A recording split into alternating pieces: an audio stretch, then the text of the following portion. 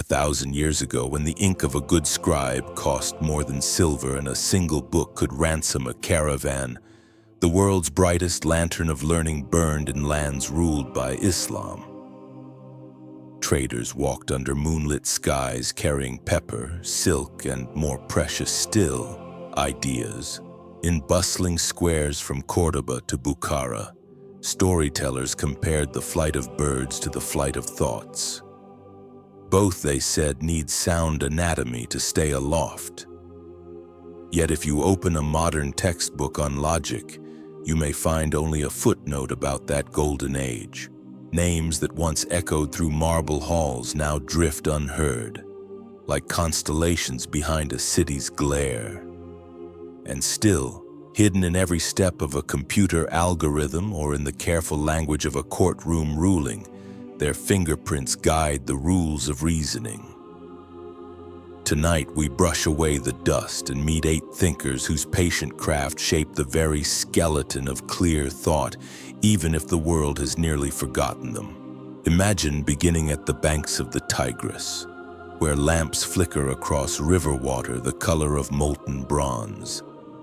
Here stands Abu Nasr al-Fārābī, thin, sharp-eyed, eternally curious, who arrived sometime after 870 CE with little more than a satchel of note scrolls and a heart that beat faster whenever he caught the scent of old parchment. Al-Fārābī believed that languages differ, but the way truth fits together does not. He spent long winter nights cataloging every kind of statement the mind can form, from concrete observations like, "The cup is warm," to ethereal musings such as "Justice is nobler than force." His masterwork, a sprawling cycle that begins with the Book of Letters and ends with treatises on metaphysics and music, mapped how sounds become symbols, how symbols become judgments, and how judgments settle into proof. When he taught behind the circular pillars of Baghdad's great mosque, pupils noted how he marked each conclusion with a tiny pause, as if fitting one more brick into an arch. That method, patient, layered, resistant to collapse, would become the secret scaffolding behind later encyclopedias and legal codes. And when Renaissance scholars puzzled over how to translate Aristotle's Greek into Latin without losing sense, they drew on al-Farabi's glossary, often without acknowledging the debt that every stable bridge owes its first unheralded engineer. Before al-Farabi could innovate, however, someone had to rescue Aristotle's lost voice from linguistic exile. Enter Abū Bishr Matta ibn Yunus, a Nestorian Christian born near Hachut on the Euphrates. Matta grew up listening to scripture read in Syriac while also absorbing Arabic, Persian, and a smattering of Greek from monks who guarded crumbling codices in desert monasteries. Around 900 CE, he appeared in Baghdad carrying battered scrolls of the categories and analytics. Where others saw antique curiosities, Matta saw tools to augment faith and scholarship alike. He formed a study circle in the home of the Vizier al-Sal, where he unpacked Aristotle line by line, insisting that every connective, every vowel mattered. In one famous session, a precocious student interrupted, "Master, cannot the conclusion follow even if the minor premise is implied?" Matta shut his eyes, recited the entire argument tree from memory, and demonstrated how a single missing premise dissolves necessity into mere persuasion. The assembly fell silent, and young al-Fārābī, sitting near the back, realized that logic was not just an imported curiosity. It was a surgically precise instrument demanding respect. Matta's insistence on exact translation seeded a culture in which scholars treated texts with almost forensic care. That habit later protected medical manuals, astronomical tables, and Quranic exegesis from sloppy paraphrase, ensuring that future generations inherited knowledge close to its source. travel west across the golden fields of Al-Andalus, where aqueducts glint like silver necklaces, and meet Abu Muhammad Allah ibn Ḥazm. Born in 994 CE to a line of court officials in Córdoba, Ibn Ḥazm lived through political turmoil that reduced palaces to ashes, yet he regarded intellectual order as a fortress that marauders could never breach. Though modern readers celebrate his lyrical treatise on love, he poured equal passion into logical method. In Al-Taqrib, he argued that jurists must test analogies with the rigor of geometry. A legal verdict, he wrote, should fit its premises as snugly as the last stone in an arch. Leave one joint weak and the edifice caves in, crushing the innocent. Evening after evening, he demonstrated syllogisms using real disputes, inheritance shares, land boundaries, promises broken under duress, until even skeptical Qāds saw that valid form is not a philosopher's luxury, but a safeguard for everyday justice. His style blazed with Iberian heat, metaphors of swords and rivers, yet always anchored to precise connective words, fa'in, fa'ida, ama. Centuries later, Andalusian émigrés carried his manuals into North Africa, where judges in Fez and Tunis preserved them, sometimes copying passages verbatim onto the backs of court registers. By binding the lofty art of deduction to ordinary life, Ibn Ḥazm quietly guaranteed logic a permanent seat at Islam's most consequential tables. Now ascend the caravan routes toward Ray, a city of silk bazaars and mustard-colored hills, where Fakhr al-Dīn al-Rāzī grew up hearing merchants chant foreign prices in 20 tongues. Born in 1149 CE, he possessed a mind so rapid that contemporaries said sparks flew from his beard when he debated. While earlier theologians feared philosophy's challenge to revelation, Rāzī embraced the tension as a refining fire. In his colossal Quran commentary, he paused between scriptural verses to examine the machinery of inference itself. What makes a definition sufficient?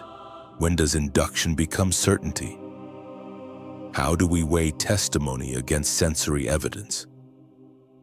His Mulakhas and al-Mahsul reshaped the madrasa curriculum, placing logic at the gateway to every discipline. Students returning from his lectures carried stories of exercises in which the master would deliberately misstate a premise, then wait, eyebrow arched, until someone corrected him. In that silent moment, the entire class experienced the jolt of recognizing a fallacy.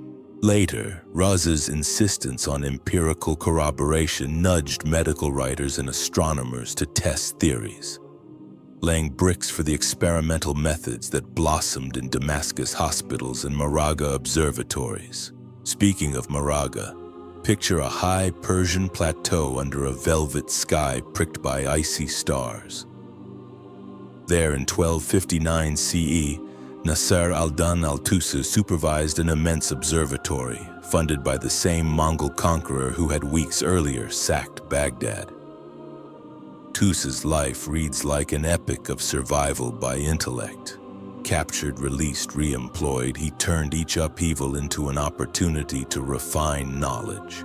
In logic, he authored commentaries on Avicenna that cut through centuries of marginal glosses, and in his independent treatise, Al-Asās al-Qawī, the strong foundation, he devised new technical terms that later seeped into Ottoman and Safavid scholarly slang.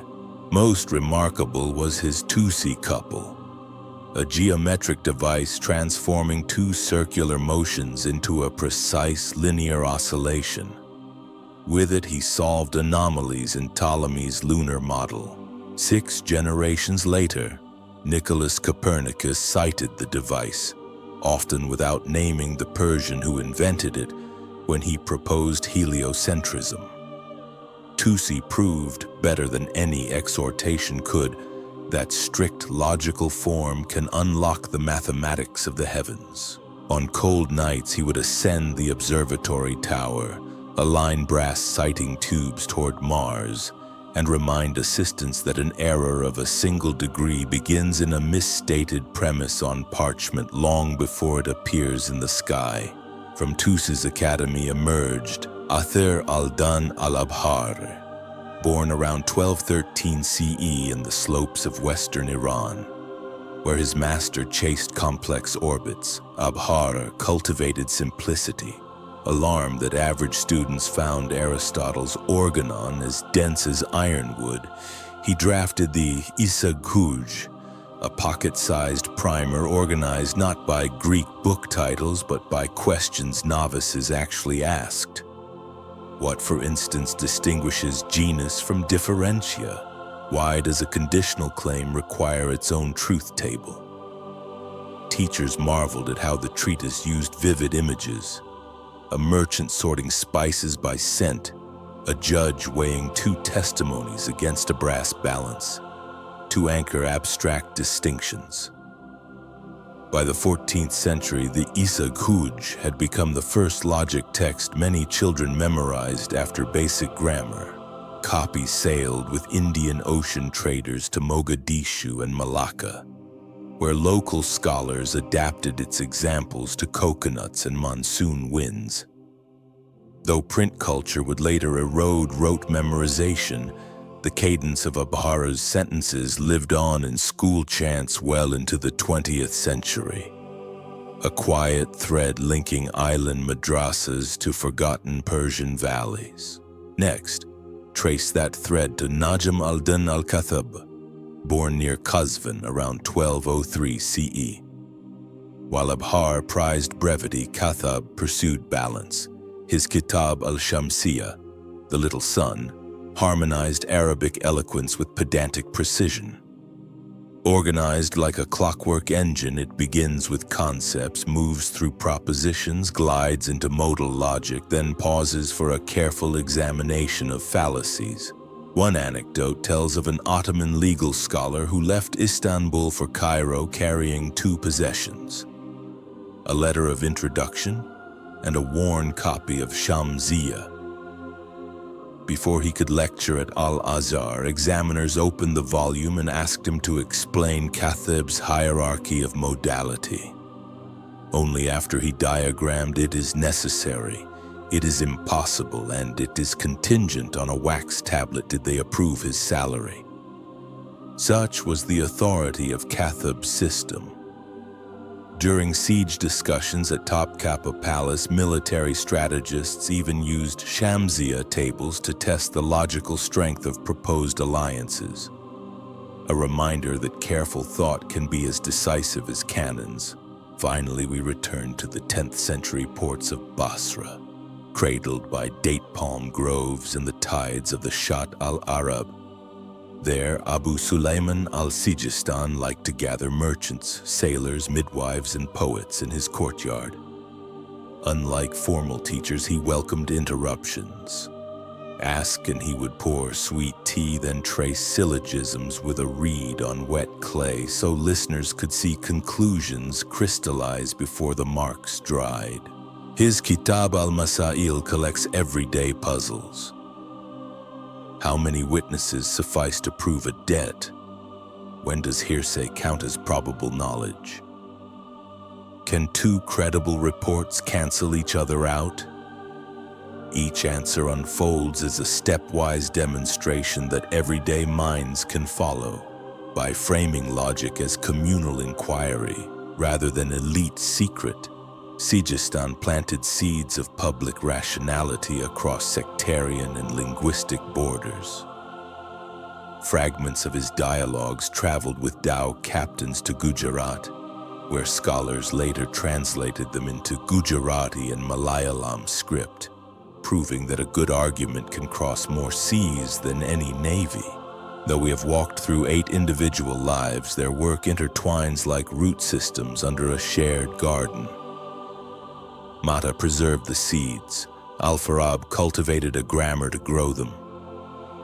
Ibn Ḥazm grafted branches of law onto the trunk. Rāzī pruned with empirical shears.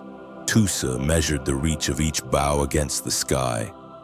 al-Abharī trimmed fruit for beginners. Kathībī organized the orchard, and Sijistānī opened the gate so every passerby could taste wisdom.